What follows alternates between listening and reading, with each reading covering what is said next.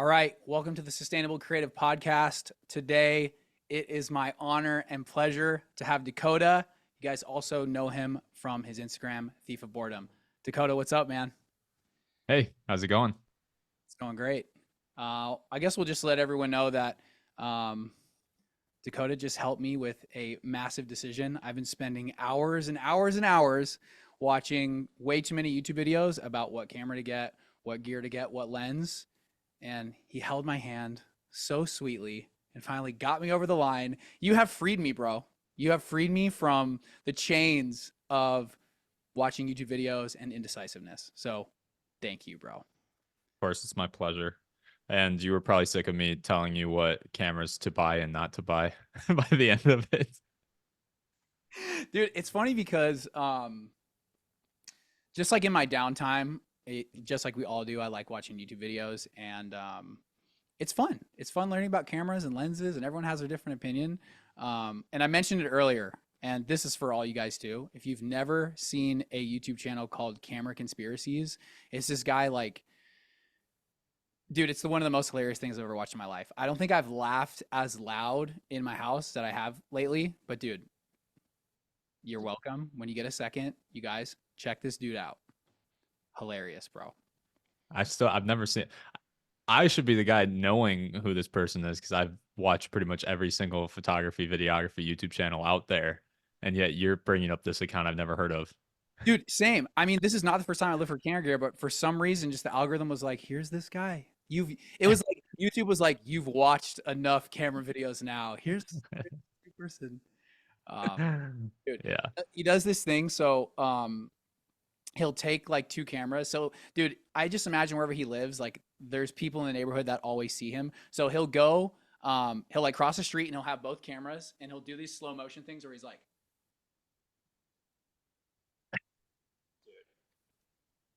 and what's so cool about it is literally all the music in his channel is all made by him. that's pretty cool. That takes dedication. I know a few people that do stuff like that, and I'm always kind of jealous because I'm sort of the same way. I like to do everything myself, and I'm a jack of all trades, master of none. And so I always have wanted to like do it all and create my own music and do all the editing and film it all by myself. But man, that takes time. Well, dude, listening to him, it was funny and also just depressing because he was talking about how like his music is his first love and like that's like what he'd rather be doing, right? But he's just like, it just makes me no money, right? Yeah. And dude, the funniest thing he said was like, someone reached out to him was like, "Hey man, can we use your music in our song in our video?" And he was like, "Imagine if you reached out to Eminem to ask him." He's like, I'm a rock star. I'm a celebrity. Like, go away, right? It's like, dude, so funny, man. That's All right, well, hilarious. bro. So I've been seeing your content for a super long time, and to just give everybody just like a little backstory of why we're here, and we're gonna obviously learn about more about you in a second. But, um, dude, like, I guess talk about kind of how we met. So, like I said, I've been seeing your content for a super long time. I was just sitting on my couch Sunday night, and as I've been doing everything that I've been working on with my business and just thinking about myself as more of a creator and content and all that stuff, and especially because I've noticed, as most people have, that you've gone super deep into just more of the Christian content, which I love, man. I mean, everyone knows me as the guy in the EDM space and as a musician with my hand up. I'm like, I like Jesus, and I'm gonna let you Mhm. I'm gonna let you know that everything I have, I owe to him. So when I saw you start to make that pivot, yeah, I don't know, man. Just that night, I was like, I'm just gonna reach out to Dakota and say something and start a conversation, and here we are, man.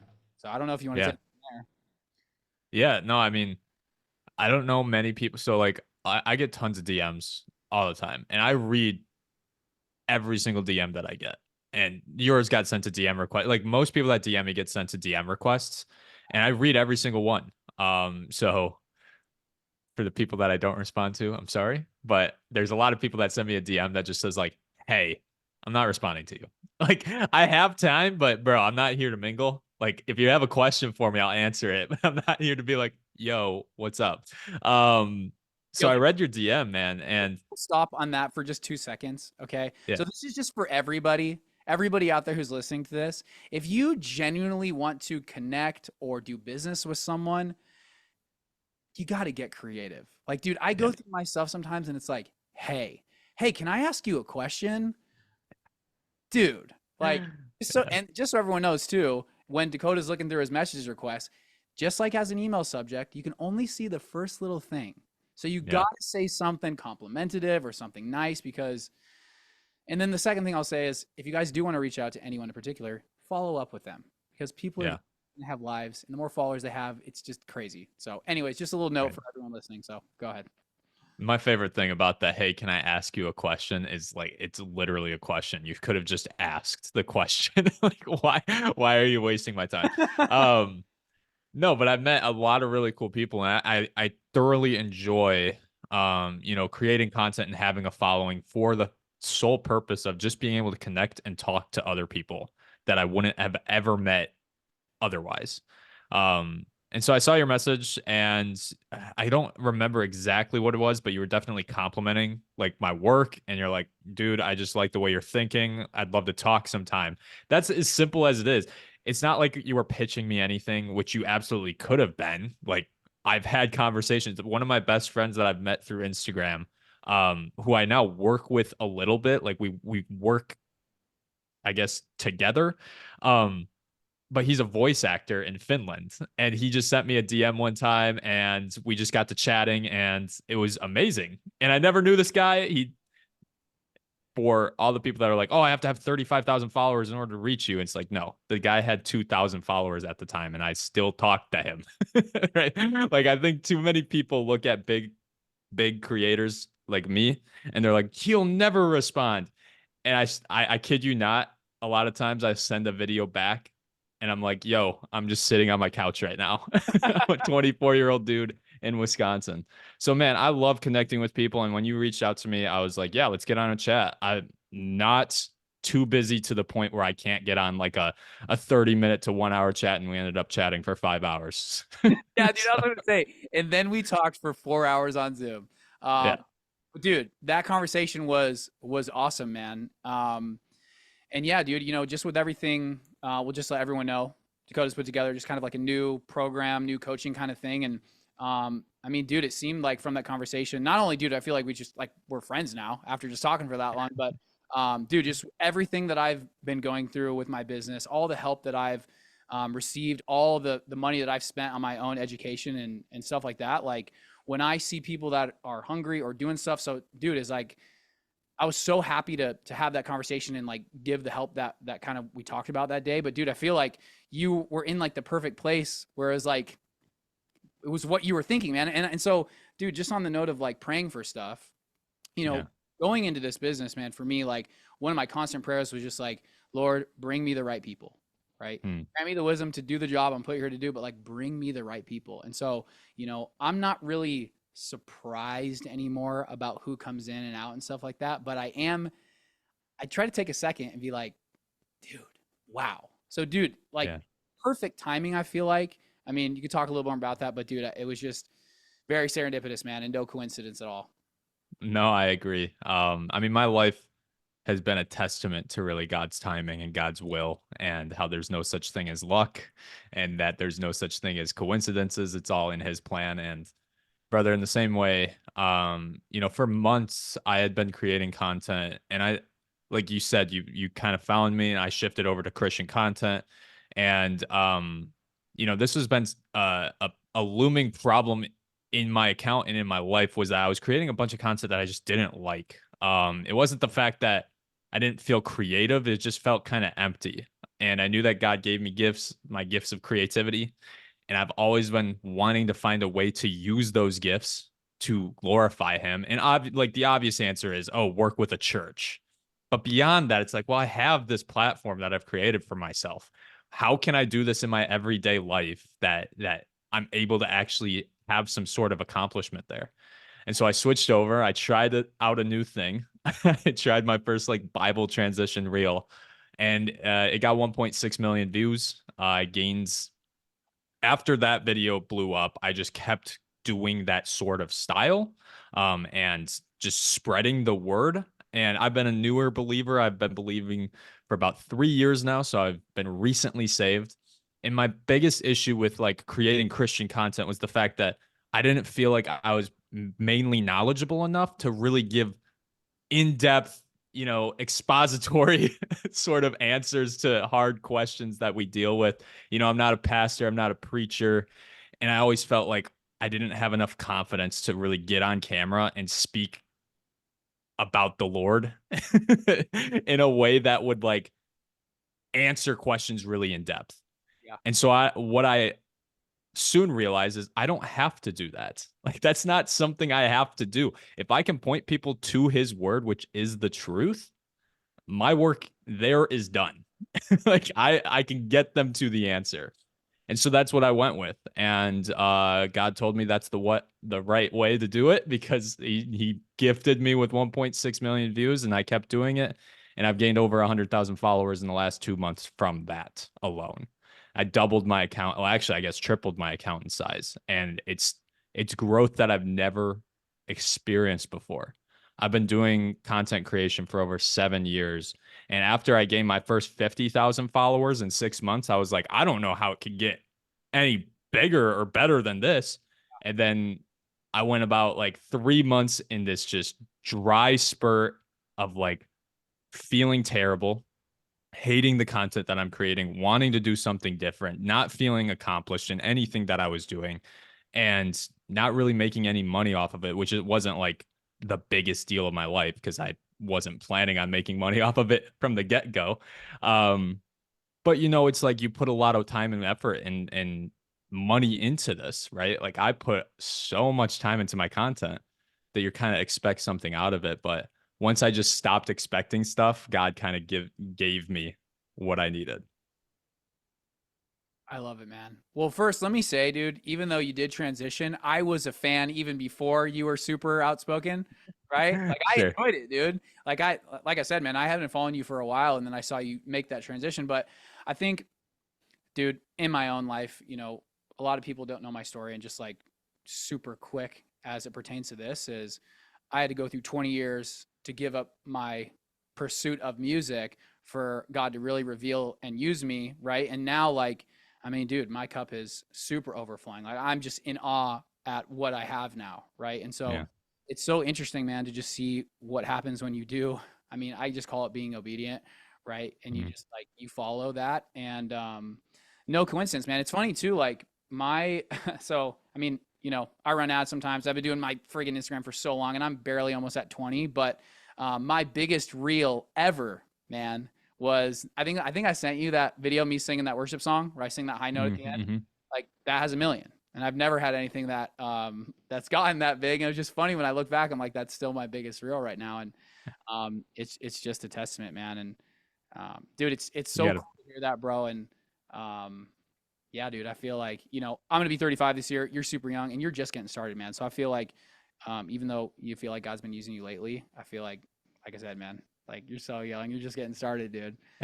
That's what makes me so excited for it. Because like truly, when it comes to the internet, the thing that I've been thinking about a lot, just with how thankful and grateful I am of the gifts that I have that God has given me, and just the platform that I've been able to grow that I never in my life thought I would be able to do, um, is the fact that by God's grace and with God's timing and in God's will, He's put me in a time period where creative gifts can be amplified on the internet to an extent that has never been seen before in the history of mankind, to be able to spread his message.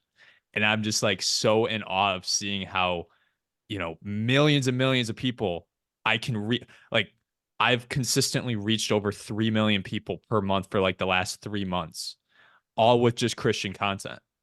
And whether or not, those are non-believers or believers, it doesn't matter because it's still God's word being spread. And I hope that it's spread to a lot of non-believers as well. Obviously, the algorithm's going to show a lot of Christians, Christian content. I understand that.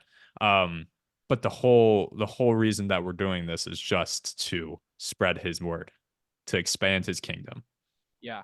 Well, dude, on that note, man, so just being a musician, right? So I wouldn't say like I'm a Christian artist.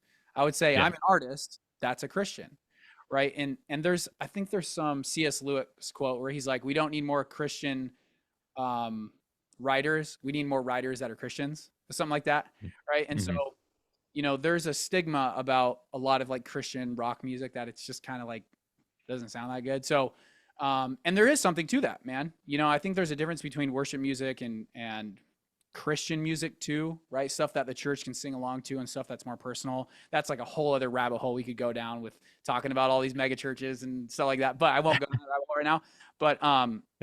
But I think what I want to say is the way in which you do content is packaged in like a very cool way. You know what I mean? And so it makes it just like my music, man. It's like not all my music is Christian music, but like, I feel like God has put me in music. He's put me in the EDM space for a reason, and people can see my emotion. They can see me, and then they find out like, oh, yo, he's actually a Christian dude, right? And Yeah. so I feel like, man, when you immediately come out and say sometimes like, yo, I'm a Christian artist, right? People won't even listen. So it's not like we're Yeah. trying to hide at all. Like I said, I got my hands Yeah. straight up, but I think what the world needs first off, man, regardless of even just like Christianity as just like the religion or the title. And here's what I tell people all the time, man. I'm like, dude, Christianity is just the title that I have to give it. If I'm just being really honest, man, it's like I have a relationship with God fully, and it's not even that I believe in him. It's I know him.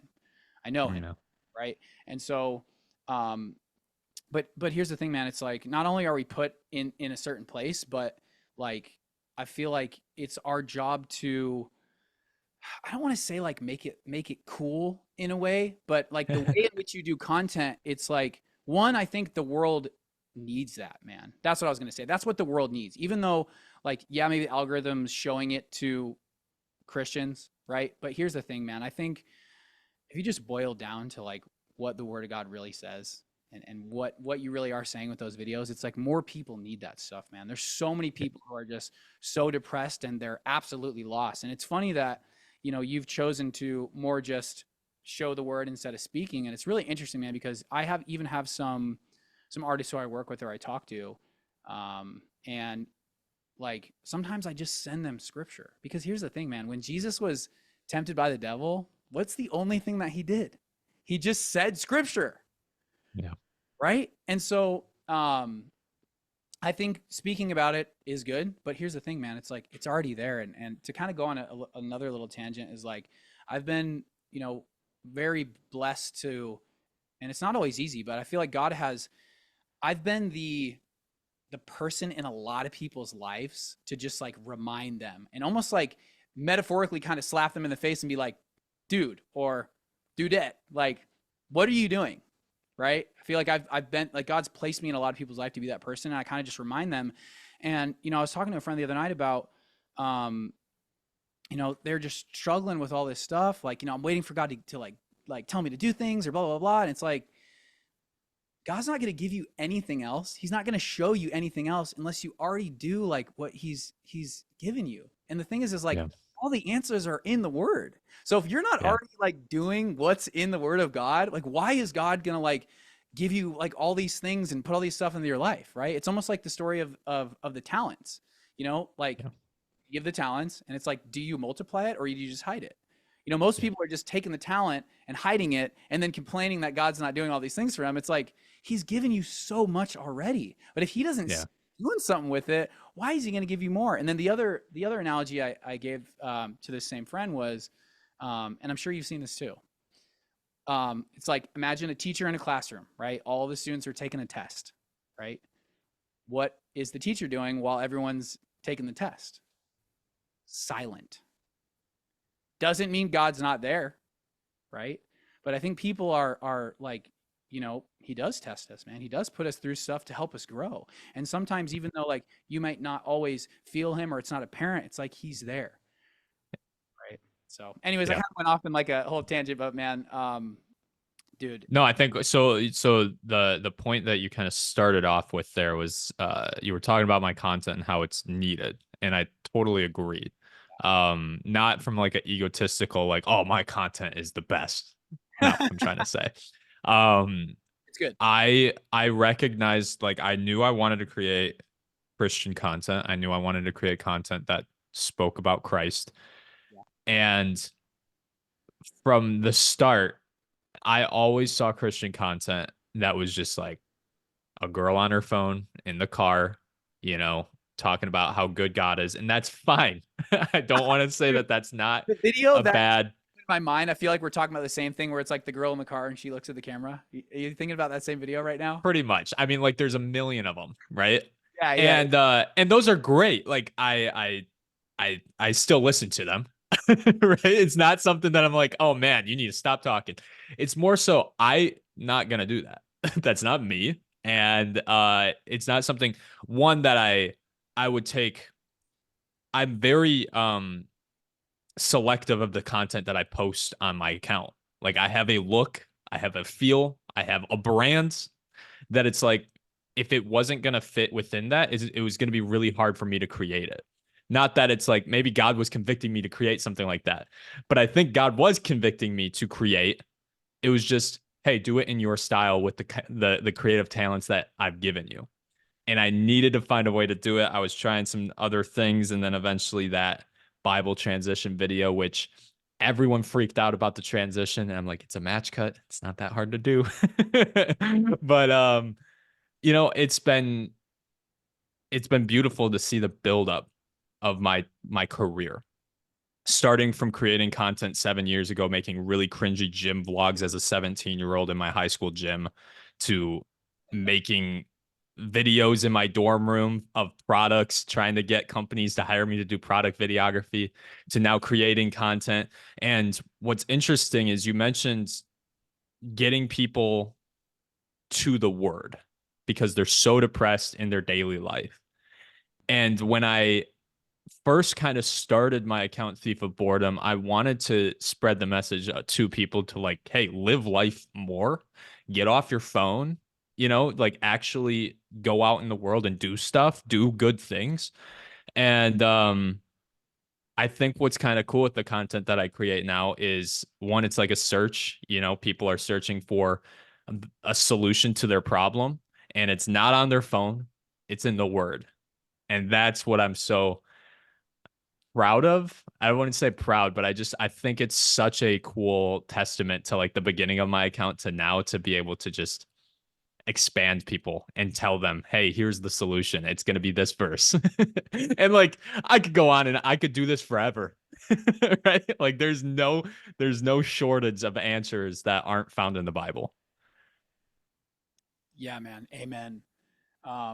Dude, it's interesting, man. I think as believers, man, or followers, like just staying, we're supposed to pray without ceasing, right? Pray and give thanks through everything. And but sometimes, dude, it's hard to always get in the word every day. Like I struggle with it too. I still, but the thing is, before I go to sleep every night, man, I try to just read even a little bit, even just one verse. And I think, to kind of even just go back to what I was talking about earlier, and what I was even telling that friend is, the Bible is an action book.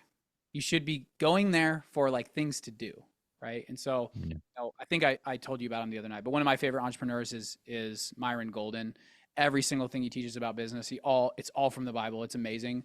But he says we need to treat the Bible more like a school zone instead of like an interstate, right? People are trying to read and get through the Bible. It's like you need the Bible to get through to you, right? Yeah. And Yeah. and yeah, man, it's so, even just for anyone out there who struggles reading their word, resonate on just a couple verses, one or two verses. And I think, as Christians, we say like Bible study, right? It's like, oh, Bible study, right? But I think when you break down what that really means is, and if you really want to get serious about it, even like Myron does, he goes back to the Strong Concordance. Like, what does the Hebrew word even mean? Like, let's go Mm. back to like what this Hebrew word even means, right? And so when you think about Bible study, it's like, go in James. Like one of my favorite chapters in the Bible is Matthew 7. And Mm. anyone out there just after this, or you, man, like go back and read Matthew 7 and see the order in which those verses are in. It starts with, basically don't judge unless you be judged, right? How can you talk about the speck in your brother's eye without the log in your own? Yep. And then, dude, a couple verses later, it's, seek and you will find.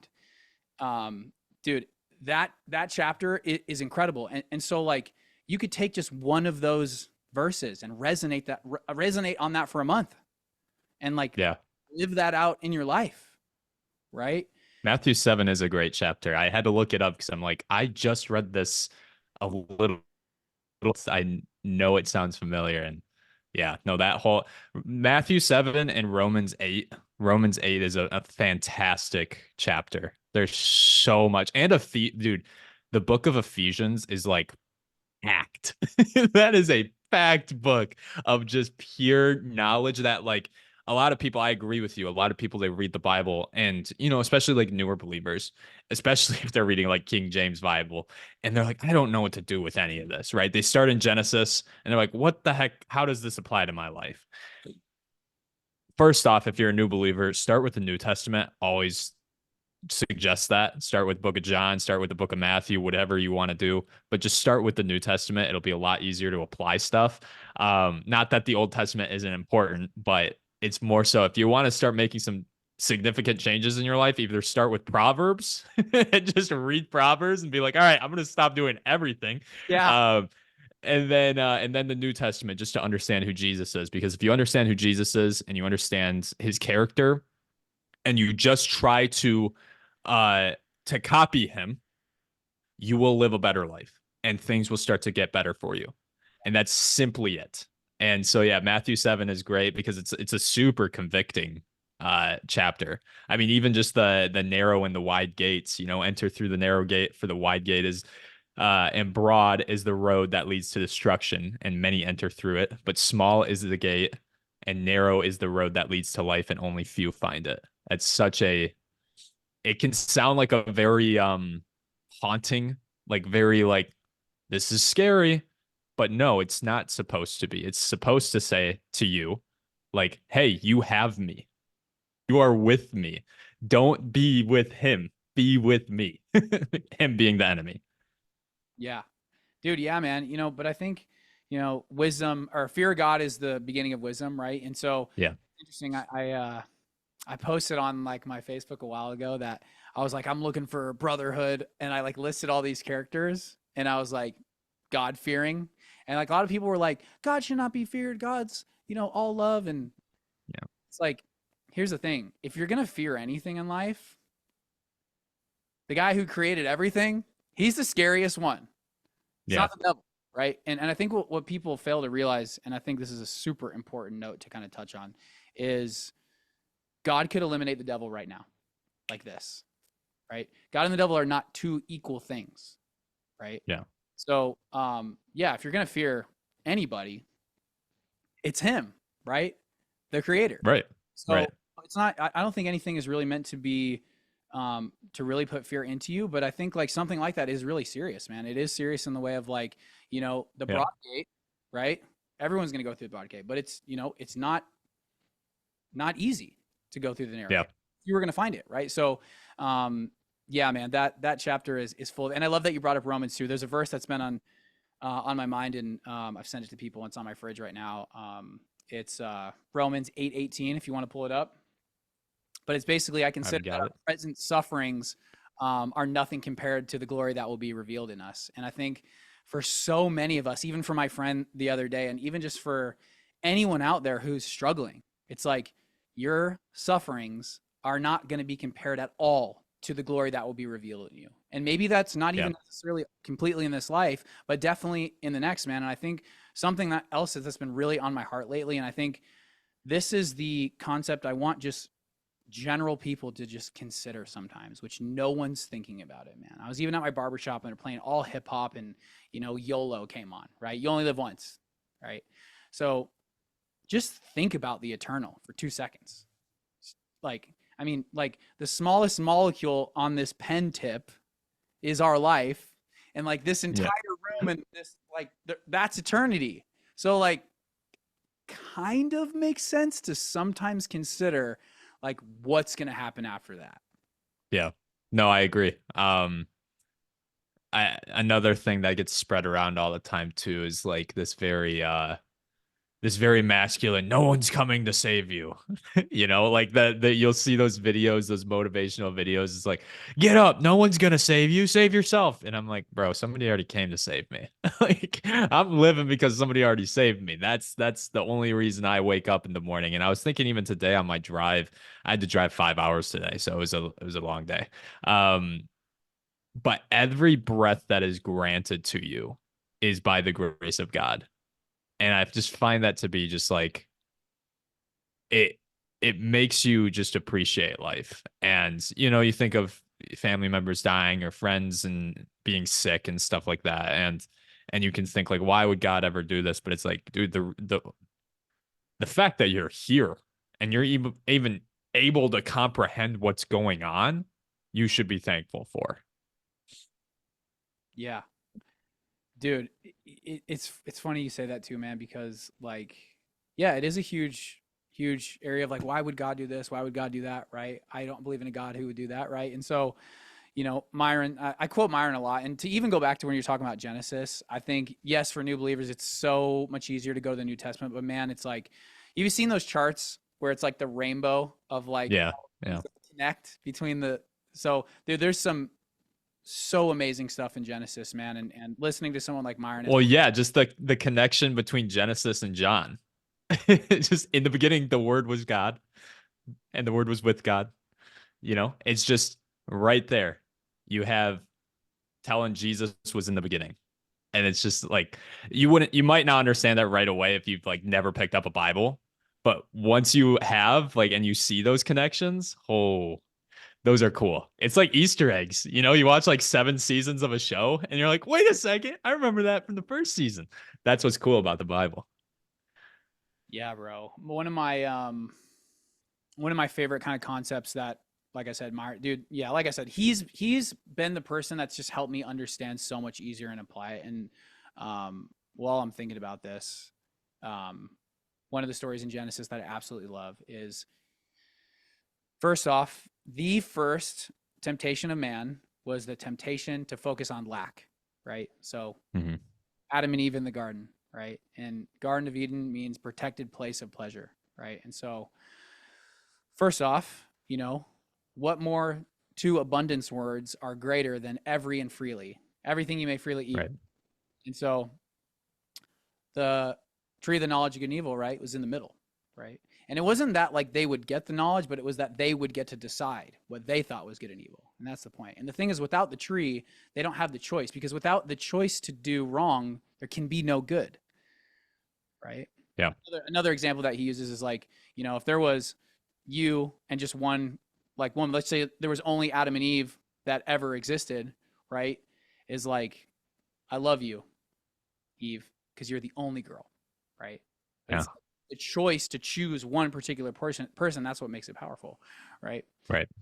But dude, so basically, the tree was in the middle, so that they had to walk past every single thing that they had to focus on the one thing that they didn't. And so Yeah. when we think about what the enemy does to us, man, and so he twisted God's words, right? You may not surely die, right? So that's what the enemy does, man. Like, a concept that I absolutely love lately is, just imagine your mind like an open mic, right? And so if you're not careful, if you're not protected, how many demon spirits, the enemy just gets up on that stage in your head and starts talking. And you think that those thoughts are your own. And what the enemy gets us to do is he gets us to focus on all the things that we don't have. And he makes Yeah. us forget all the things that we do have. So I say that to say, like, that's one thing in Genesis, like an amazing kind of just lesson that I learned from that. And just so powerful, man. It's like, that really is the first temptation, to focus on just the one thing we don't have, when Yeah. everything we do have is right in front of us. Yeah.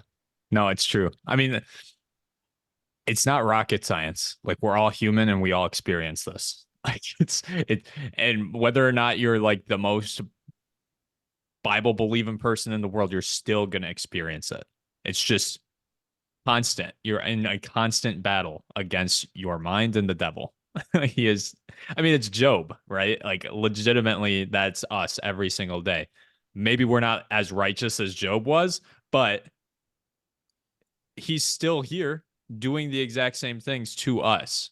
And so, I mean, when you read the Bible, and if you're not, if you don't come out of reading the Bible with more confidence in who God is and his plan for you, I would be very, very shocked. Like, I never read my Bible and then come away and I'm like, man, you have no plan for me, God. No, it's like, I can see you've showed me what is happening in my life has to happen. And I know that whatever is going to happen in the future has to happen. So I'm thankful for it, whatever I don't have and whatever I do have. Yeah. Dude, there's this this trending audio, I'm sure you've heard it, where it's like I asked God for something and he said no, right? It's Yeah. just it was, right? But it is really interesting, man, how transactional people feel about this idea of having a relationship with God, or maybe why they don't believe. It's like, if I do this, you know, God should do this, or, you know, I don't have all these things in my life, so how could God exist? But, you know, here's the thing, man, you know, without the suffering, I mean, Jesus was the perfect example of, like, through suffering, that's how you get to salvation. And you don't get to Yeah. skip that, right? Every single thing that I've gone through in my life, all the pain, it's like I wouldn't be even half the person I am if I didn't go through that. And God had to put me through that. I had to go through that. And so the other thing I wanted to say was, I saw this other thing. I think it was today, was God will steer the boat, but you got to paddle, right? Sure. And I love that, man, because, you know, he's going to steer you, but you still got to you got to get up and take the actions, man. You got to get up and do the things and be obedient, right? But all these things that people want to avoid, like this suffering that they don't want to avoid, it's like, that's really the only way to get there, to get to salvation, to build the character, to like have the grit and the strength and the courage to like really be successful, whatever that means for you. And there's so many Right. people that are just trying to avoid that, whether they believe in God or not. It's like, and I think it's also the same reason as, like, you know, someone that grows up just super wealthy and gets everything handed to them. And I've been around some of these people who just get opportunities that they really didn't deserve. And that is literally like one of the worst things that can happen to you, is like Yeah. just one thing blowing up and then like now you're just super famous and you really didn't do very much to, like, you know what I mean? It's like you almost don't want that. And I think back to when I thought I wanted to be the biggest band in the world, and, you know, I still have dreams of being a big musician, right? But I'm so glad I did not get that success when I was younger. And now, like, Right. it's like when I get my camera, when it all comes in the mail, Dakota, I've been wanting to make this documentary or something just called The Setup, right? And I think about just like 20 years, like my entire life that led me up to where I am now. And there's been moments, man, in the past couple months where I just like broke down. And I'm just like, thank you so much, God, for just like taking your time with me. Like, thank you so much for not giving me what I wanted back then. And I'll wrap Hmm. this little note up with saying, I think it was Myron too. Everyone go check out Myron Golden. It's like so many nuggets. You can't find your purpose if you have an agenda. Hmm. Yeah. Yeah. Yeah. No, that's you touched on a lot of things that like, I feel like a lot of entrepreneurs, or I mean, most people, I feel like, have a kind of an entrepreneurial spirit, whether they believe it or not. Yeah. And you know, the people that act on it, those are the people that you see, like, all right, these are the entrepreneurs. But I feel like I was always an entrepreneur growing up, because I still remember being a child and I loved drawing as a kid. I loved coloring. I loved coloring books, everything. I was just always with a crayon or a pencil in my hand. And I remember trying to sell my little coloring book pages to my parents for a quarter. I was like, "Here, buy my color, buy my art, like, give me a quarter." And I would try to save it up, you know, to buy whatever I wanted. But um I truly haven't experienced a whole lot of, like, oh, I started a SaaS business and it failed. I started a drop shipping and it failed. I started this and it failed. Like, that hasn't been my experience with entrepreneurship. Like, I had a gift of being creative and I just pursued it to its fullest extent. And even now, I haven't pursued it to its fullest extent yet. I just keep going with it. It's like Legos for me. It's like building a brick house. I'm just stacking one thing on top of the next. And it's not like all of that's going to crumble down like a house of cards because one, it's bricks. These are skills and these are assets that I'll always have in my life. And I've just found such value in continuously learning and not like complaining about not knowing something instead of just like, I'm just going to try. I see somebody else doing it. I'm going to try doing it. And even if it fails, like whatever, like maybe I make $2 and it's like, all right, that didn't work. But I still tried and I've gained something new from that. And I think that's the great thing about life is the fact that if you wake up to live another day, you have another day's chance to do something new and to add some sort of value to your life. And man, I've never taken that for granted. I've always been so thankful. I thank God every single day for giving me creative abilities because I just feel like life would be so boring if I wasn't the creative person that I am. Dude, I think honestly, man, like everyone is creative. And in the beginning, go back to Genesis, it's like the first thing that God told us is he's creative. And if we are Yeah. let's make man in our image, dude, I feel like everyone has creativity to him, man. Yeah. And on that note, dude, like I kind of want to ask, I want to talk about, I got some specific questions that even go with what the name of my company is, which is a sustainable creative. But dude, like what was the first thing at the beginning was that first pull besides the coloring books, right? And drawing. What was like the first thing that inspired you to like make content and kind of flip that switch that led you to where you are now, whether it was the camera gear or videography or whatever? It's like, what was that first spark that made you go like, I want to do this as like my thing? I have always been uh obsessed with YouTube. And so when I was a kid, like You were so this is YouTubers and stuff. yeah, so I legitimately like when I was a kid, I watched so much YouTube. It was like 2010. I was just binging YouTubers. Like this is the start of YouTube. I mean, YouTube kind of started in 2006, 2007, but 2010-ish, like people were figuring out, hey, I can do this for a living. So I remember watching like video gamers and Minecraft YouTubers and everything. And I wanted to be that. I wanted to be a Minecraft YouTuber. And I would, I figured out how to download the screen recording equipment. I had a very crappy laptop that couldn't run it like at all. Tried recording videos. I had a microphone that I was trying to do some voiceover and let's play for my Minecraft. But dude, I mean, I remember creating like 7 episodes of like a Minecraft Let's Play at 10 years old, creating my YouTube banner, creating my channel thumbnail, downloading pirated version of Photoshop. Hopefully I don't get arrested for that. Just to learn these different skills. Uh, as a 10-year-old, yeah, they're gonna come after me. This video is Um, sponsored by Adobe. yeah. I purchased the whole suite like this month, so we're good. We're all right. um, but beyond that, like that was my first introduction into like creating content. And then beyond that, obviously I didn't stick with the Minecraft YouTuber route. I picked up my dad's camera when I was 17, in my senior year of college, not college, high school, and I just wanted to film myself working out. I just wanted to film my progression as I got stronger, as I got bigger, because I never like really worked out at the time. And there's some big YouTubers at the time like David Lade, Dylan McKenna that really inspired me to like create content. Peter McKinnon, obviously, as well. And it was like literally my dad's old crappy camera. It's nothing special. I didn't get handed down a cinema camera to learn everything on. It was like, nope, hey, here's a $300 family camera that we use to take photos sometimes. And I pushed it to its limits. I just fell in love with the art of creating videos and editing. And this was before any sort of short form content existed. This was before TikTok. This was before Instagram. There was no such thing as a vertical video at the time. It was all, horizontal, cinematic, YouTube videos, whatever, website videos. And then getting into the short form stuff, I was super hesitant about it. I was like mad. I'm like, why are we doing this? This is stupid. Why?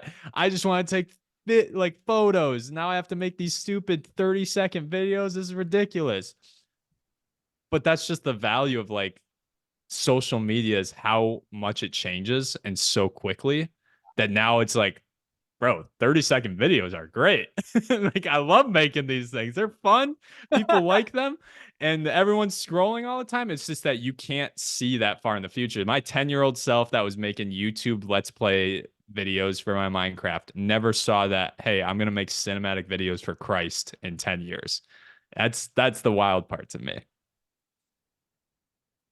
Dude, what a journey, bro. Yeah, it's insane to just think about where we've come from, man. And I feel like a lot of people,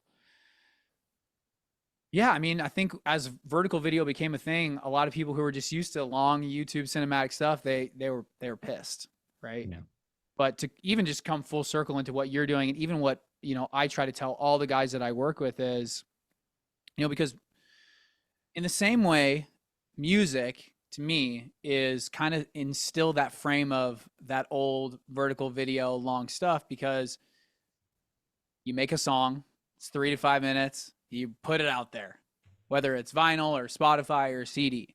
It's like people have been doing that for 100 years now, right? Mm-hmm. Here's what I try to get all my guys to like understand now is, look, yes, you might be a musician and you might be a content creator, but the coolest thing about short form content to me is that, like, dude, you can create something and it can take you an hour, 15 minutes, or sometimes I'll just like record something 30 seconds and post it, and you get instant feedback, and you can also have instant impact, Yeah. right? And so like as a musician, like I said, the huge mindset thing I go with these guys is like, look, you guys, just because making a whole song is a thing and we're going to do that, we're going to make songs, we're going to go play the songs, that's great, but don't forget that you are an artist, and the content and the video part and like growing an audience, like you are a brand. It's like you're a person too. Yeah, you make songs, but there's way more about you than just sitting at your computer for however long it takes to finish a song and then putting it up and then not promoting it and expecting a label to do stuff for you.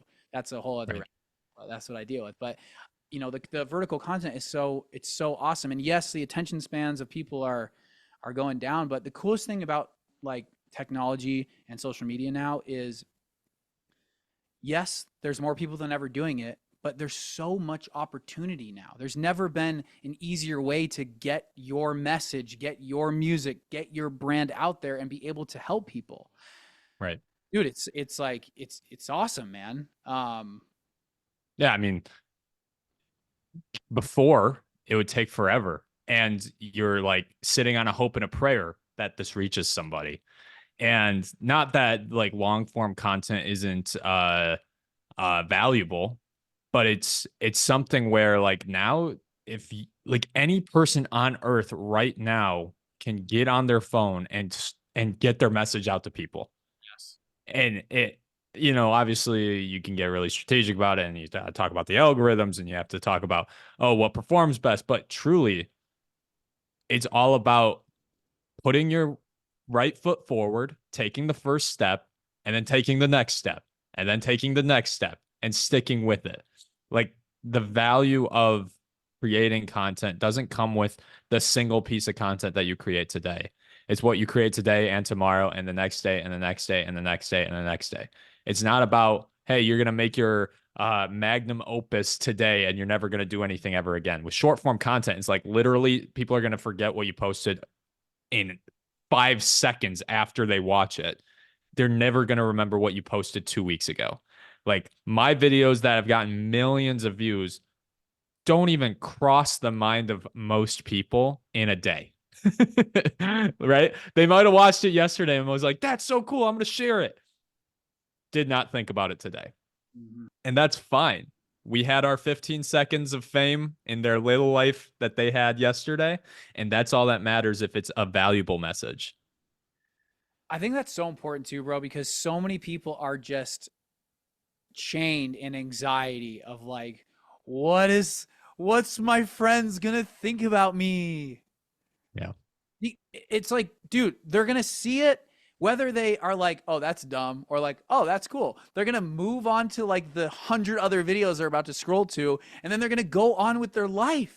Everyone Yeah. has this like spotlight syndrome, like everyone's just like in there, just like looking at him and like judging him all the time. But it's like, dude, it's like anything but the case. But Dude, a huge thing I tell people all the time, and this is for anyone out there who is a musician or a creator or anything, is do not make content for your friends. There's two things I have people write. Like, I literally tell my producers, I'm like, write this on your wall, right? Write this somewhere. I do not make music for other producers. You make music for people who like that kind of music. You don't make music for Yeah. producers. So I have people like, dude, show a song, show a melody to like your 13-year-old niece or like someone who's not a producer, right? And then on the flip side is like, dude, like if you have friends on your social media, right, that you're not posting because you think they're gonna see it and judge you, block them. Yeah. Literally block them right now. And I think if those people out there are your actual friends and they know that you're not growing your life, your business, your music, your brand because of them, like they're going to be really depressed to hear that because you're giving these people so much power. So it's like, dude, block all the people that you feel like are going to judge you, unfollow them, do whatever you have to do to just realize that your content, your message, your brand, your music is for the people who need it. And that's Yeah. what your social media is for. Yeah. I I've never really worried too much about what other people think of me. When I was posting content for the first time in high school, I obviously had some people making fun of me or whatever. And I'm just like, who cares? This was before like you could have a platform on social media, right? Like if you were a influencer or a content creator on social media back then, it was YouTube. It wasn't really Instagram unless you were like a travel photographer or whatnot. But there was no such thing as having a platform unless you were a YouTuber or if you had like some blog. But at that point, you're not an influencer, you're a blogger. So I've never really cared too much about being made fun of. And I feel like today, if you are scared of being made fun of for creating content, I'm just like, you're not made out for this, bro. Like, trust me, when you get more eyes on your stuff and you get like 5 comments that are like, this sucked, you're going to start crying from people that you don't even know. So if you're worried about what the people that are like closest to you, like your so-called friends are saying about it, like you said, block them, remove them, start a new account that they'll never know about, whatever it takes. Don't waste your potential on the thoughts and opinions of other people. That's just the biggest misuse of what God's given you.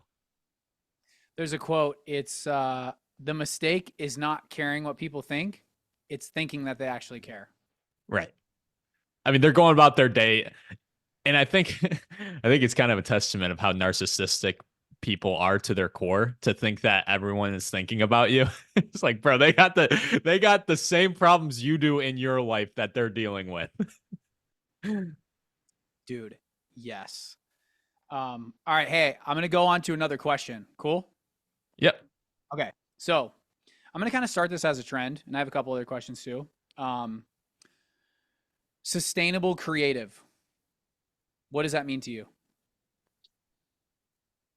To me, sustainable is I feel like it's a synonymous word with disciplined and obedient in a way. Sustainable is really just saying, what is your long-term plan? If you're going to be sustainable with anything, it's got to be long-term. If you're thinking short-term, the easiest way to progress in life is to break through short-term, that short-term thought, whether it's short-term pleasures or short-term goals or whatever. Not that they're like always the worst thing in the world, right? Like if I want ice cream, I'm going to eat ice cream, whatever. But if you only lock your brain into short-term, you won't see the big picture. And there's no way that you can reach your potential as a creator. So for me, sustainable creative is just understanding that things take time. Obviously, that's what this whole conversation has kind of been. Did I know at 10 years old, being a Minecraft YouTuber now to being what I'm doing now would ever be a potential? No. Did I think like when I was using my dad's camera for the first time, creating like world's crappiest videos that I would ever do what I'm doing now with 180,000 followers? Absolutely not. I didn't think this was possible a year ago. right? And that's probably to the testament of I was thinking a little bit too short term. If I would have been thinking long term that entire time, one, I would have been a lot more confident in myself, which confidence is always a good thing. But two, I don't think a lot of people depend on, or they depend too much on outside factors to validate their work Mm. and to validate their feelings. If you rely on outside factors to validate your work and feelings, I'm sorry. You need to stop that as soon as possible. Otherwise, you are risking burning out and quitting for the rest of your life. It's truly that, right? If you were to show people the first drawings that you ever made, and you're like, "All right, this is what I made," and everyone's gonna be like, "You could do better," and you just quit off of that, you're never gonna get better. Like that's just simple science. So I don't really know like the exact answer of what sustainable creative means to me, but I really think it's just sticking with something long term. You know, you're gonna suck at first no matter what it is. Just stick with it.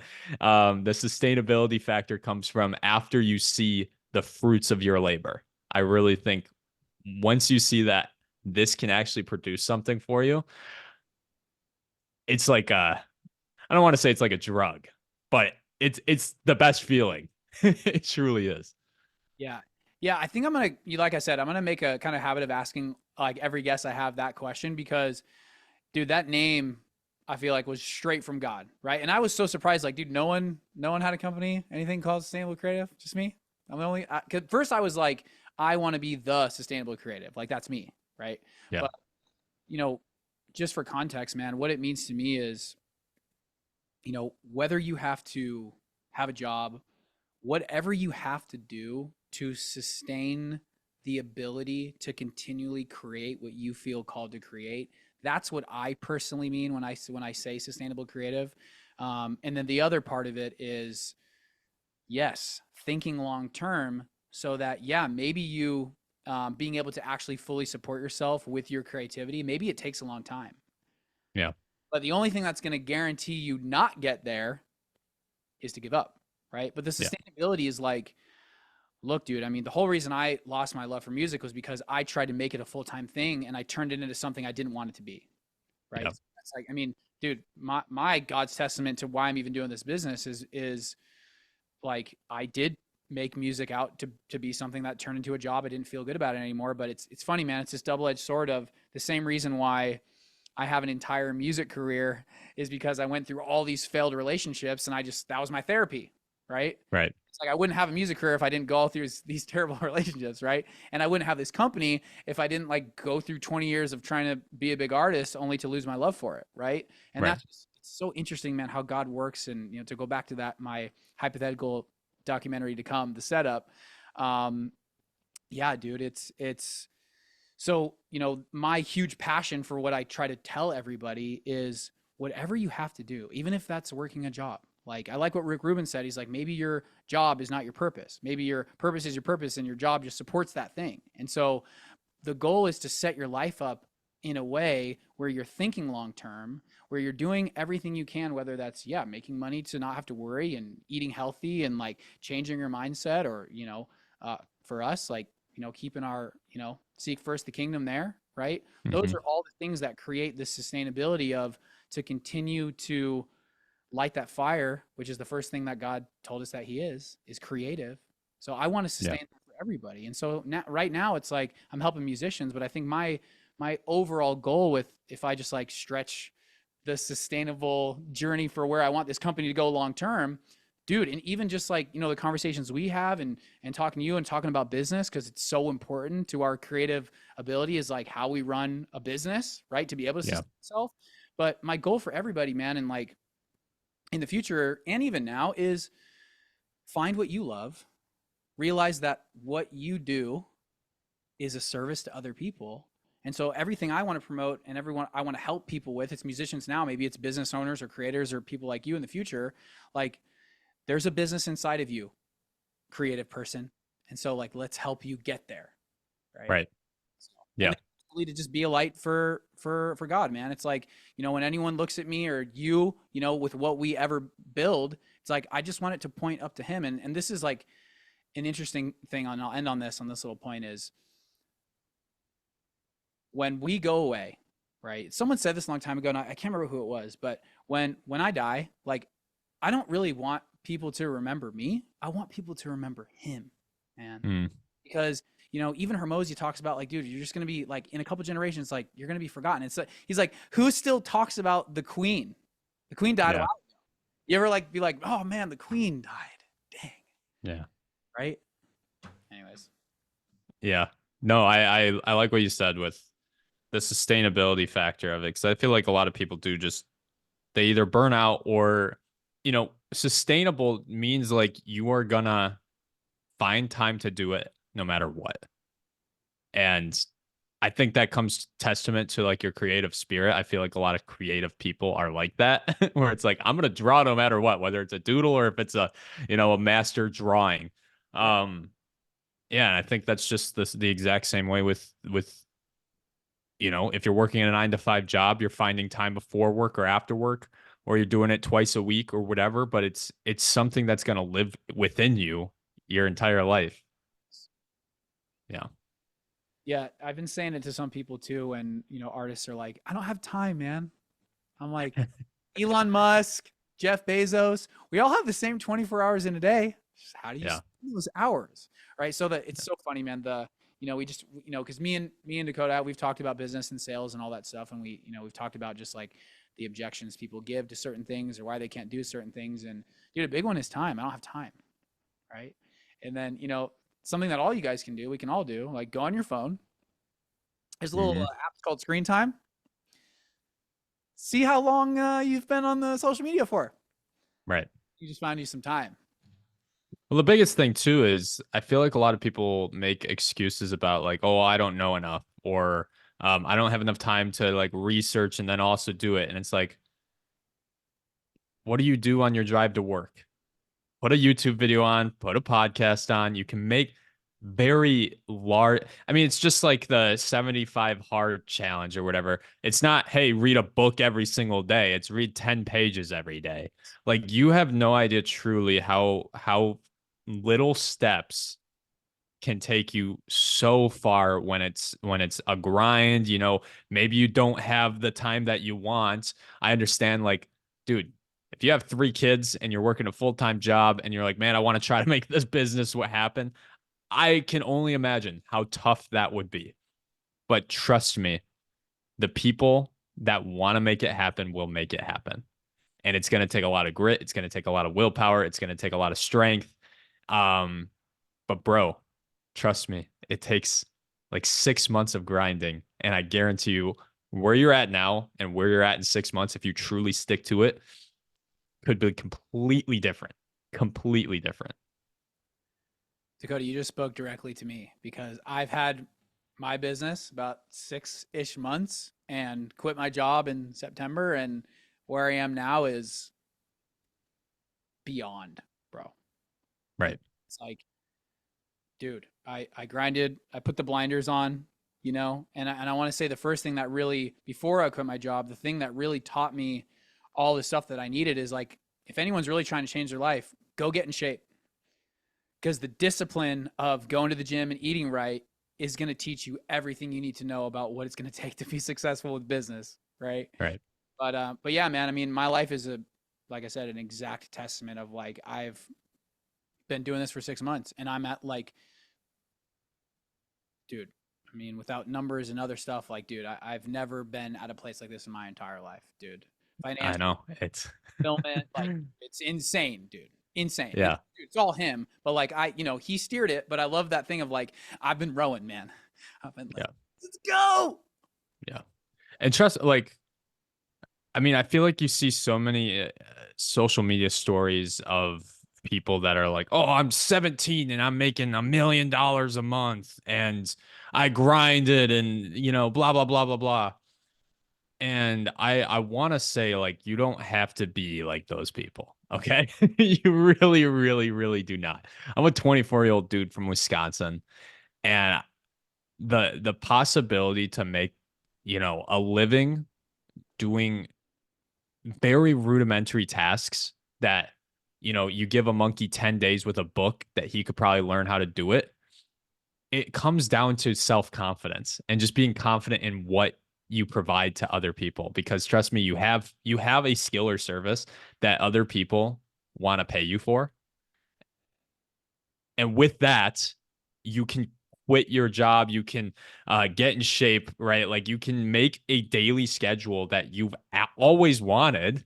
It's not something that just falls into your life, right? It's not going to be something that you pray to God for. Hey, can God make me get in shape? It's not going to just, you're going to wake up one day with a toned six pack. He's going to be like, hey, all right, I gave you a little bit of time in the morning. Let's go to the gym. You got to take those steps.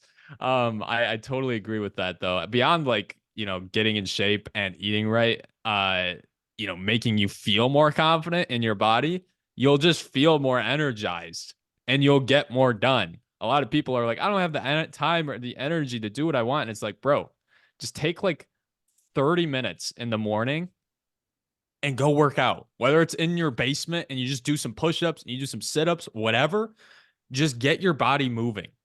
Eat better. Eat breakfast. Make an effort to do this for a month.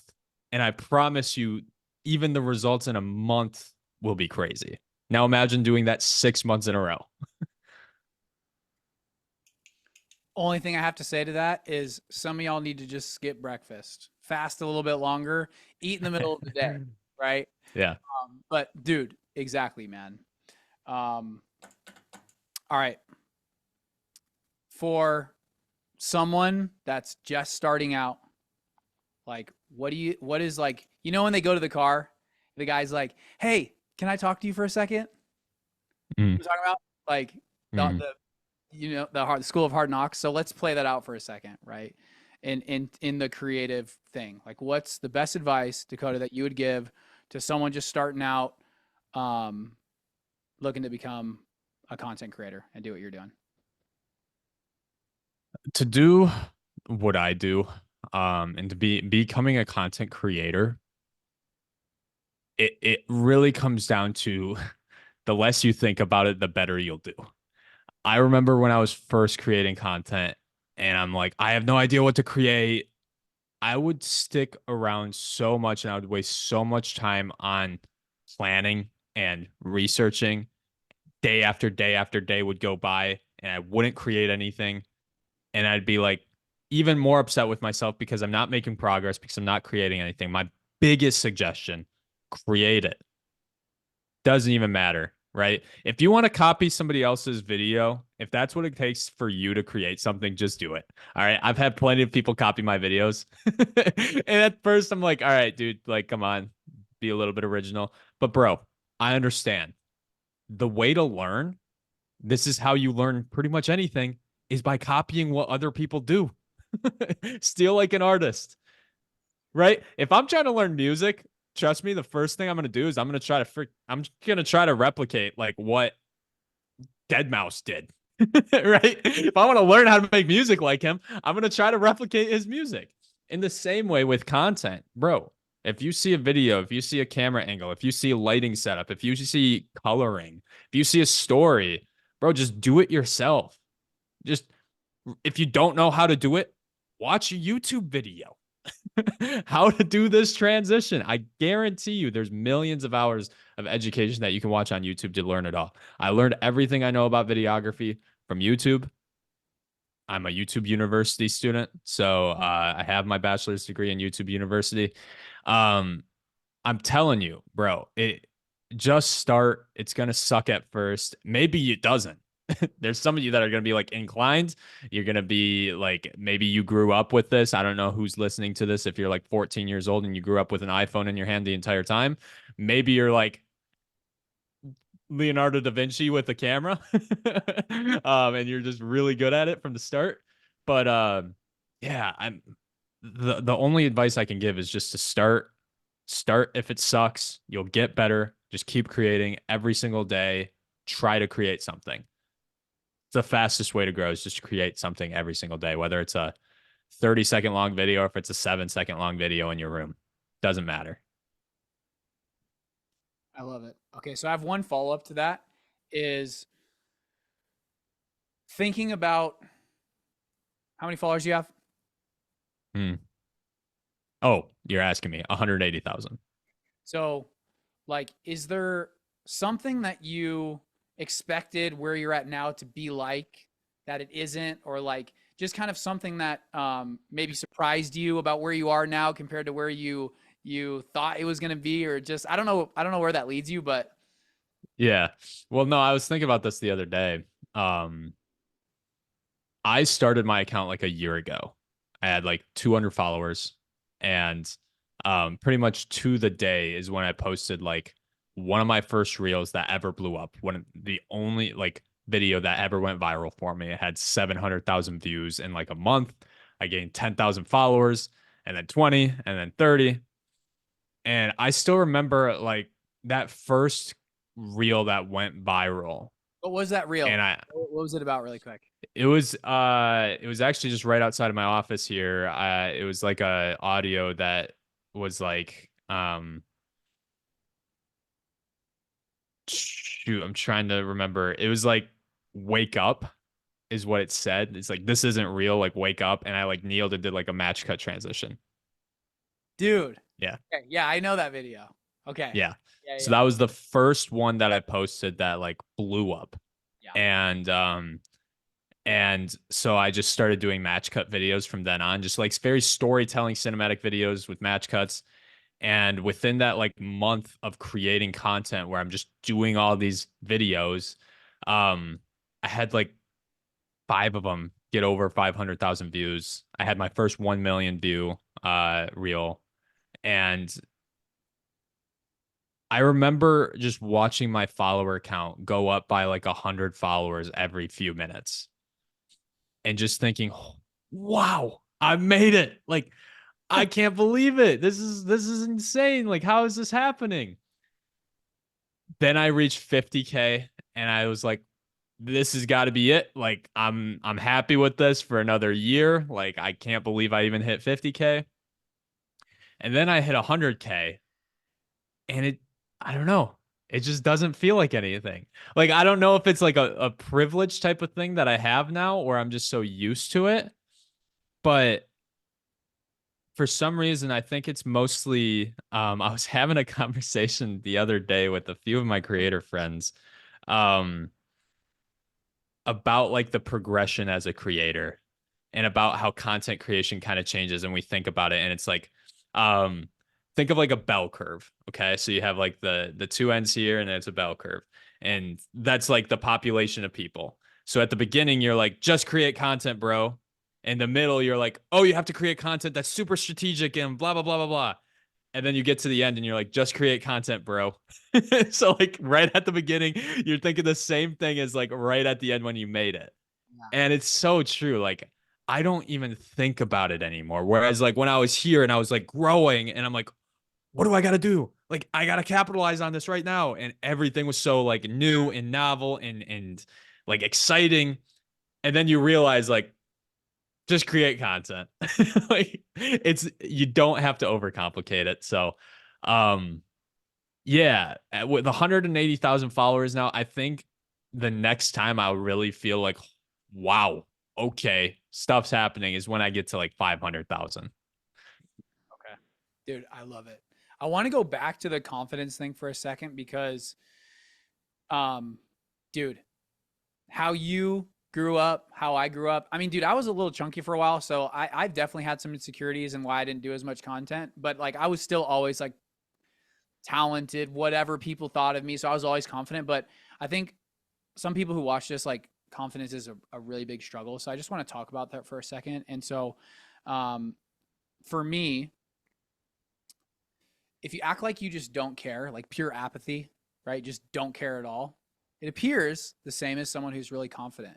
And then, Hermosi says, like, dude, just work, just do the work until you have the evidence to prove you are who you say you are, right? Mhm. I've gone through some stuff with people lately where they just say stuff sometimes and they want to help and stuff like that. And it's great, but it's like they just don't have the proof to even back up what they're saying.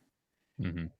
And so, but I think for people out there who struggle with being confident, like it's a choice. It's a tough, tough, tough choice.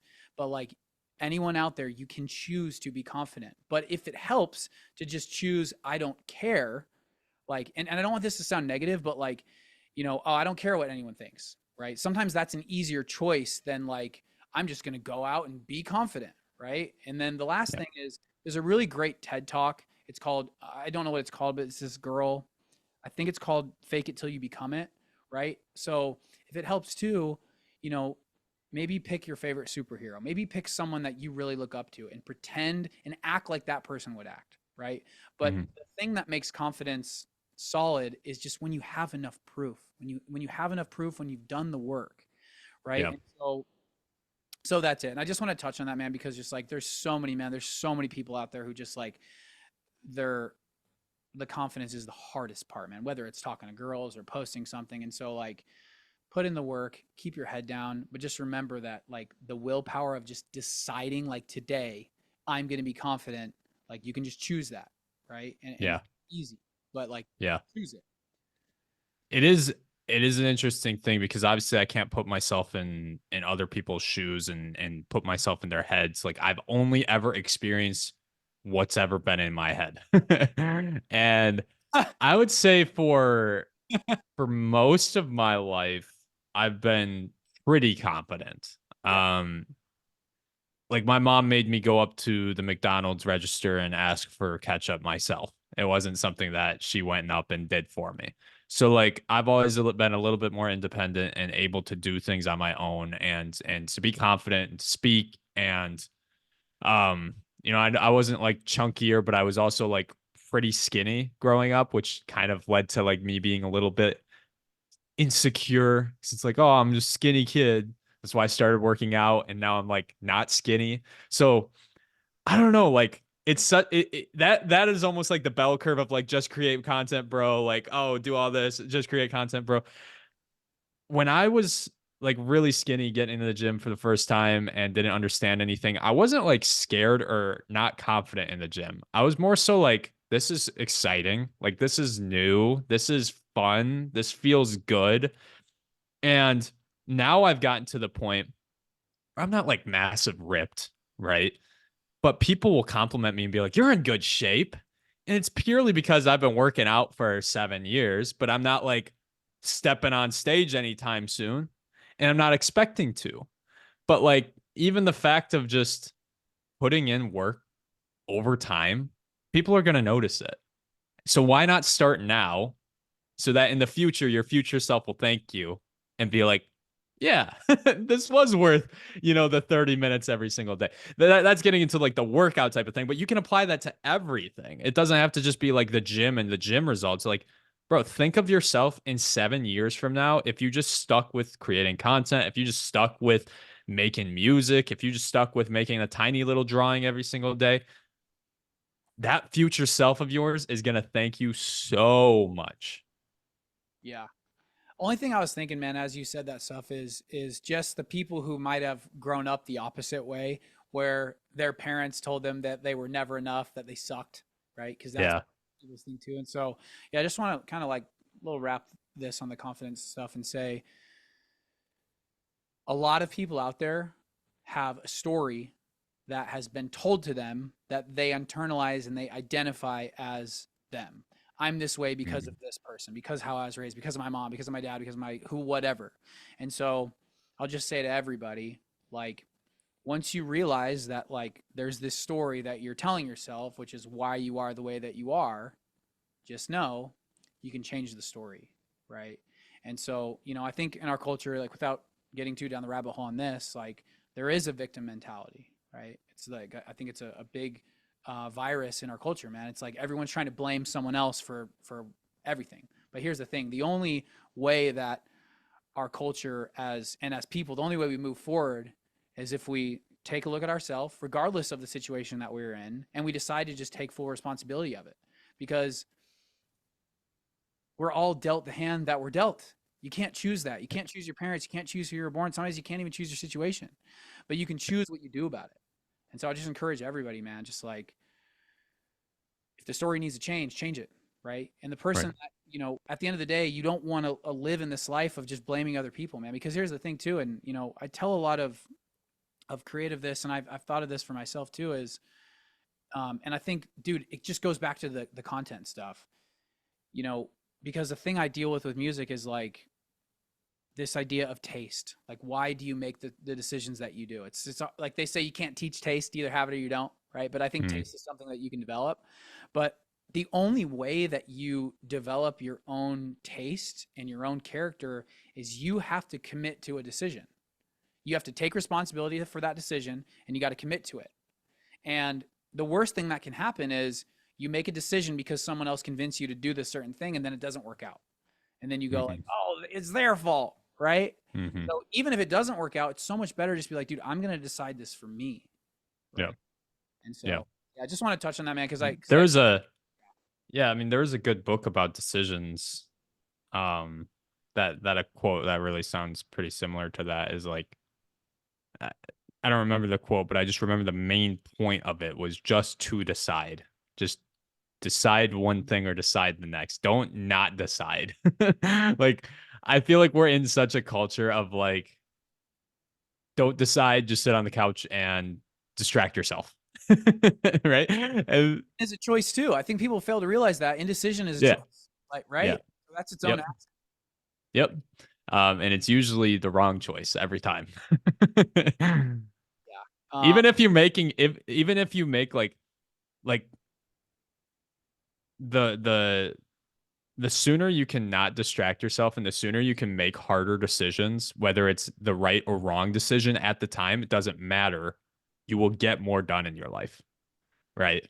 It's just like working on math homework. Even if you get the problem wrong, you'll learn more than if you didn't do the problem at all. Yeah. Yeah. Hermosi talks about that decide comes from the Latin word decadere or something like that. And it means to cut off. Right. Mm. So it's like, what are you going to cut off? And so, just to be blunt for a lot of people too, man, like if you're broke, if you're like, trying to better your life and you are watching Netflix and like doing all the stuff you need to do, it's like, what are you doing? Right. Yeah. People are blaming themselves. It's like you look at what they do every day. It's like if you don't have money, it's like you shouldn't be watching Netflix, man. You should be watching a podcast. You should be learning. You should be growing. You should be working on something, Well, right? yeah, you gotta it's the idea of you have to adopt an identity, right? If you are wanting to be a content creator and you're like, oh, I create content sometimes, but if you want to be a content creator, you have to adopt the identity of a content creator. What does a content creator do? And if you're thinking like, well, I can't create content like the millionaire dude that you watch, it's like, no, maybe you can't. But what can you do? Do that. Don't make the excuse of, oh, well, I can't make a video in a Ferrari as the reason you can't create something. It's like, that's you then. Like, that's not a problem of anybody else. That's a problem of you. So create what you can, do what you can, but adopt the identity. Like, don't just, you know, walk around the glaring problem that's there. Just take it head on. Bro, I love you said new identity. So on our every Monday we have a group call inside of the Melodic Pulse Collective, my group of producers, and the first thing I told everybody, which has been this idea on my heart a lot lately, which is, hey, if we are an independent, successful musician, like what do we do? And so because, dude, man, I almost got emotional on this last group call because I've really been realizing, I kind of already knew it, but it just was super apparent again to me that a lot of people that join my group like literally tell me I was about to give up music entirely before I met you. Yeah. So dude, I have to really, I'm a lot of titles, but man, it's like friend, therapist, mentor, coach, and a big part of everything that I do is helping my artists build this new identity. And so at the beginning of the group call, I put this verse. I'm going to read it right now. This is Matthew 7:17-20. A good tree produces good fruit, and a bad tree produces bad fruit. A good tree can't produce bad fruit, and a bad tree can't produce good fruit. So every tree that does not produce good fruit is chopped down and thrown into the fire. Yes, just as you can identify a tree by its fruit, so you can identify people by their actions.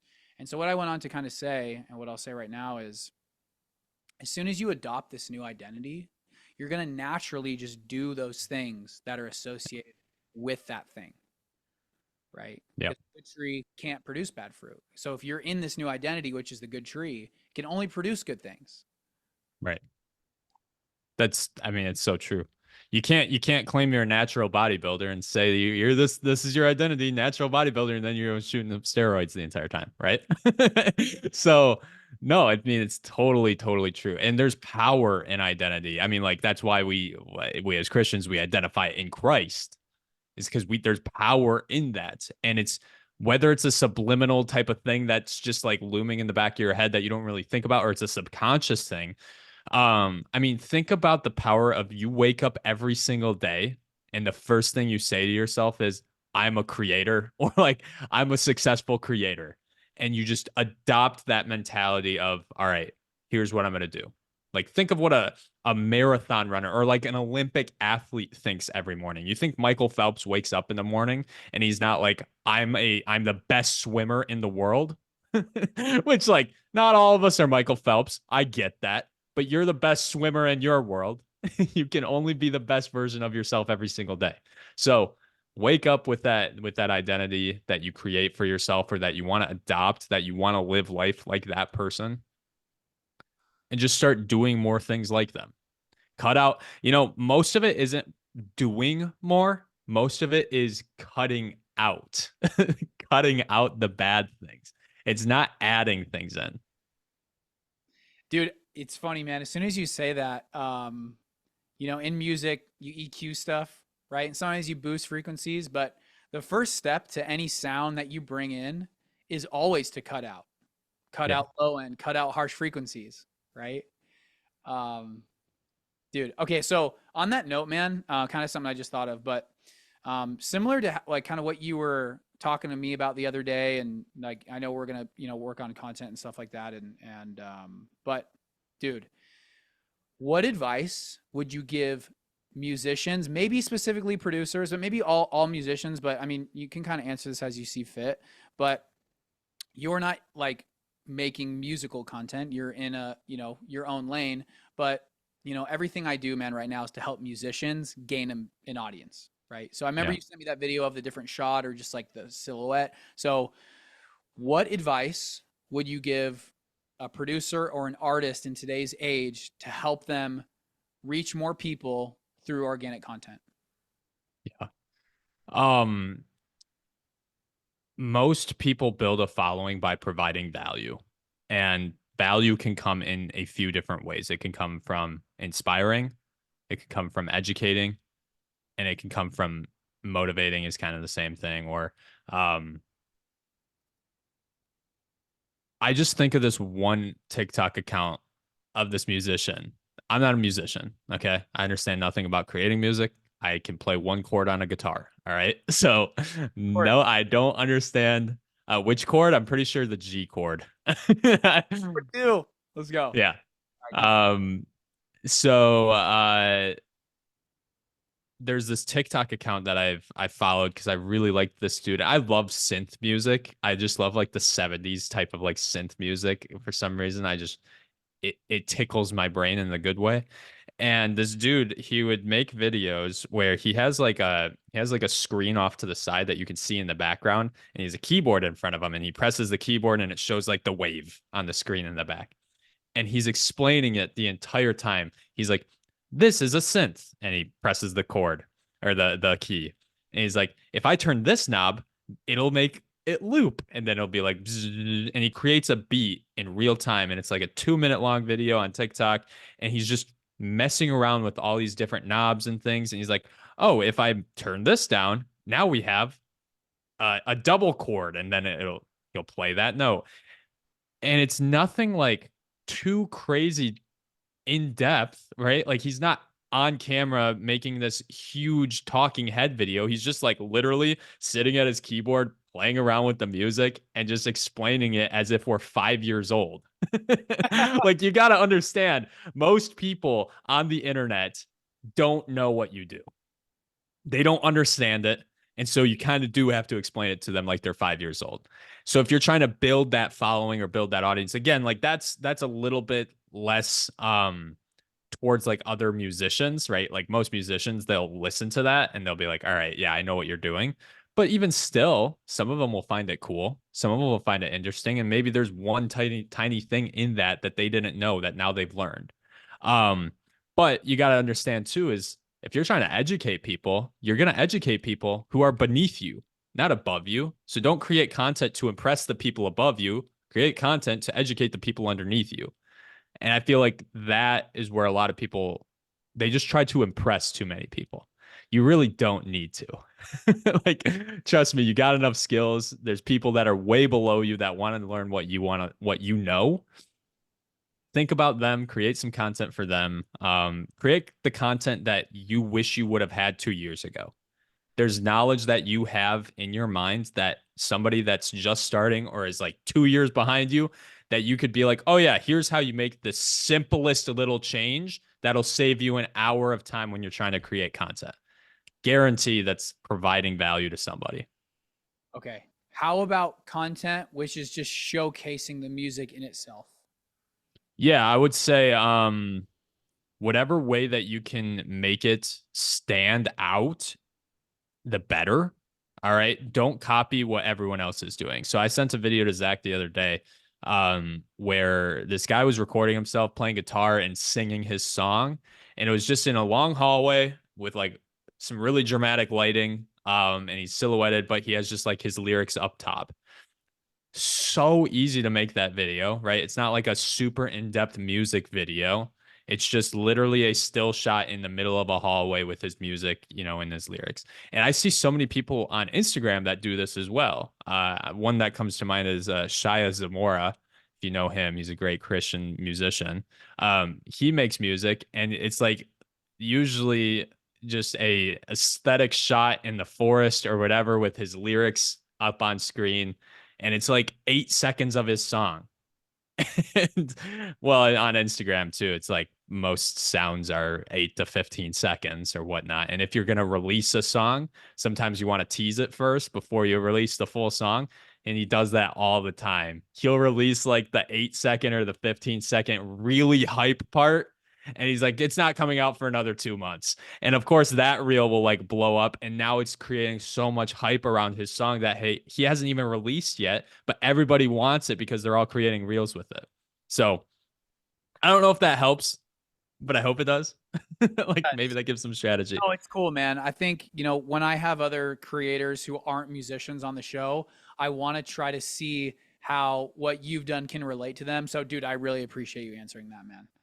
Yeah, of course. I mean, I don't really consume a whole lot of like musician style content either. It's not really what gets shown to my.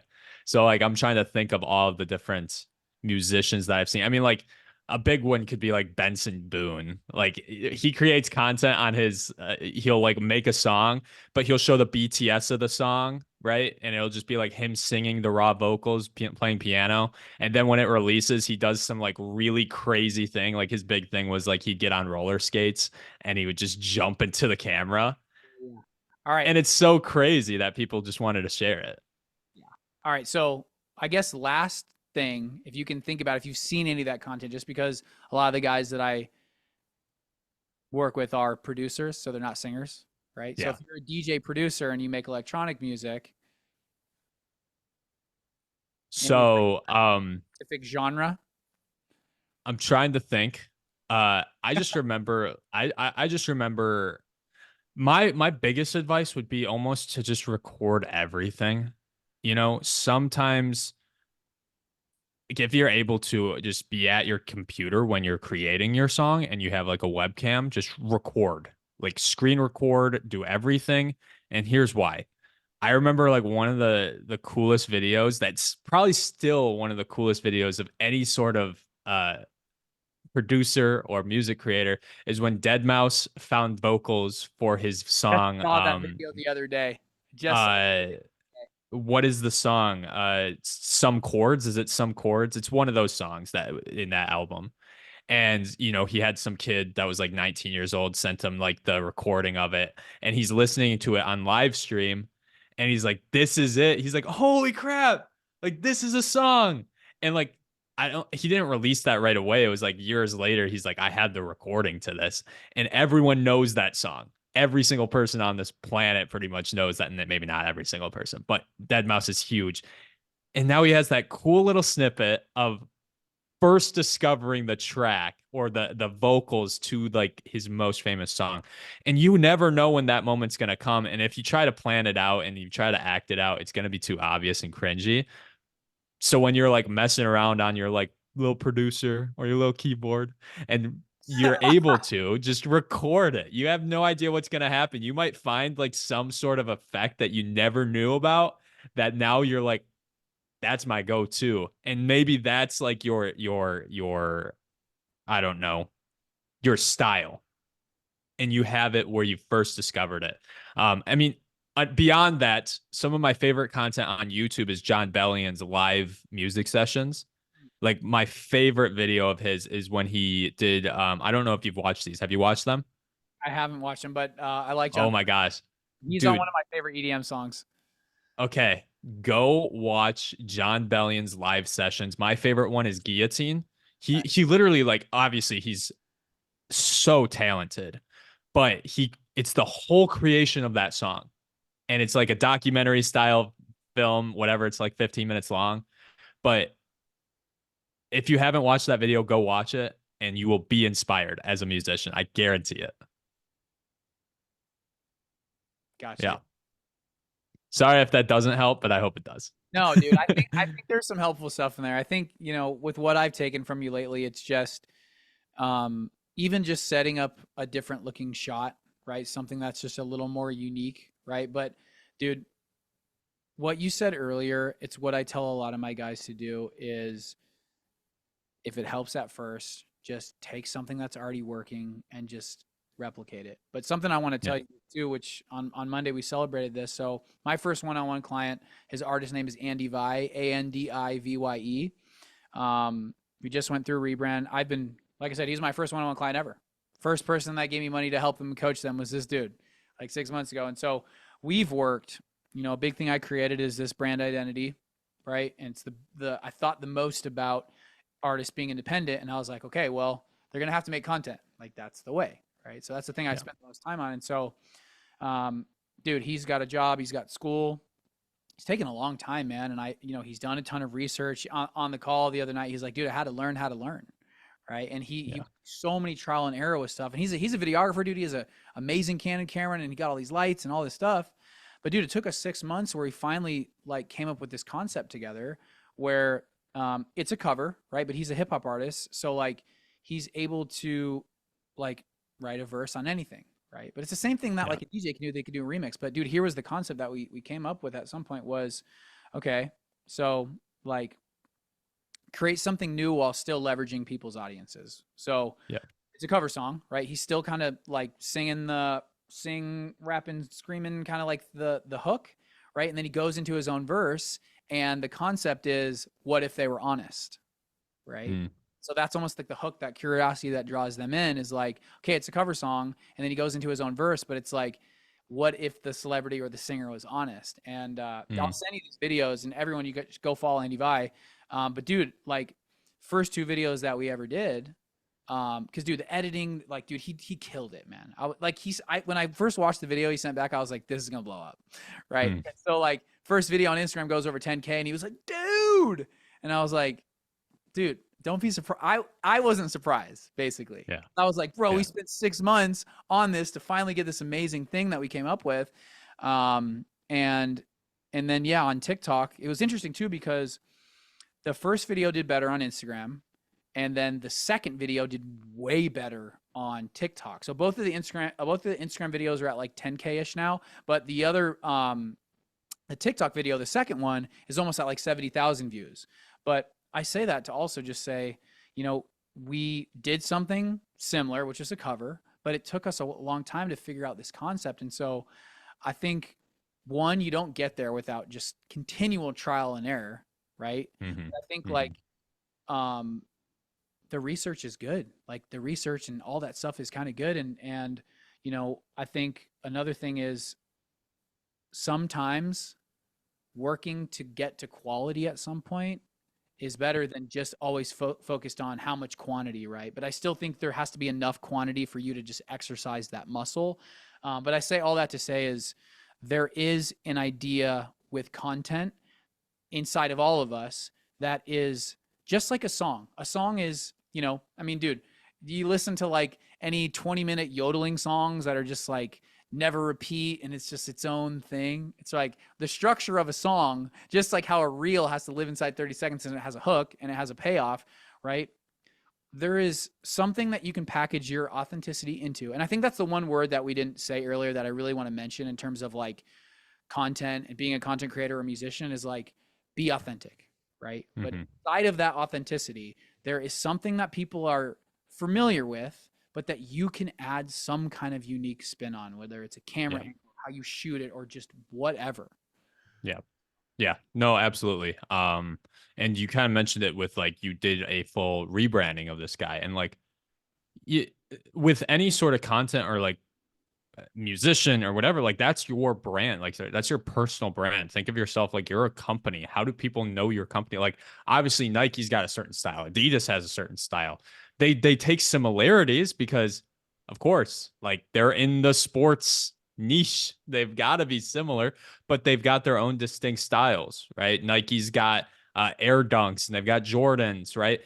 Adidas, I don't know, it's just they've got more like soccer boots and everything. Like they're more geared towards a different sport. And that's fine, but they have their own styles. And like with my content, right? Like people always tell me they like I've gotten to a point now where like people can see my content, they see my video while scrolling and they know it's my video.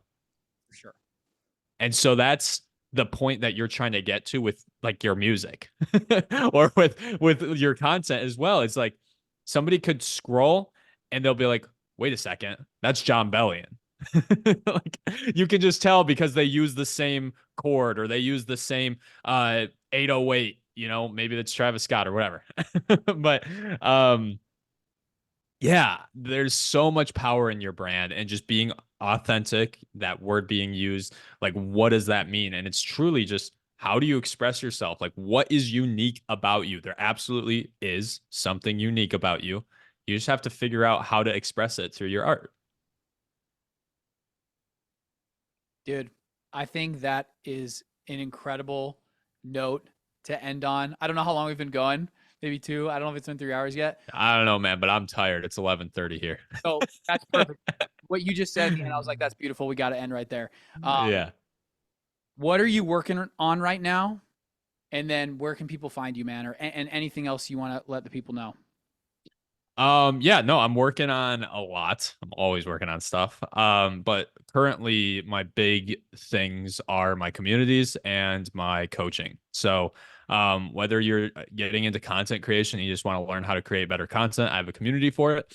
Or you're like, hey, I want to quit my job and make some money being a creator, as in like I want to start a business where people pay me to create content.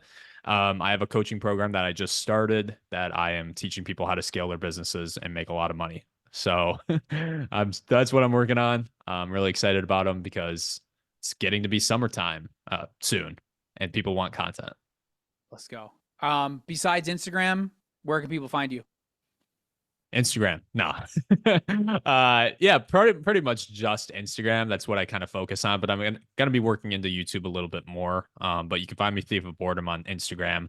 I don't really post to TikTok, so Okay. yeah. Well, we'll put all the links to whatever you want in the description. But with that being said, Dakota, thank you so much for coming and having this conversation with me, man. And I Yeah, know we should have another one in like 6 months. 1,000%. Yeah. Appreciate you, man. Awesome. Thanks, man.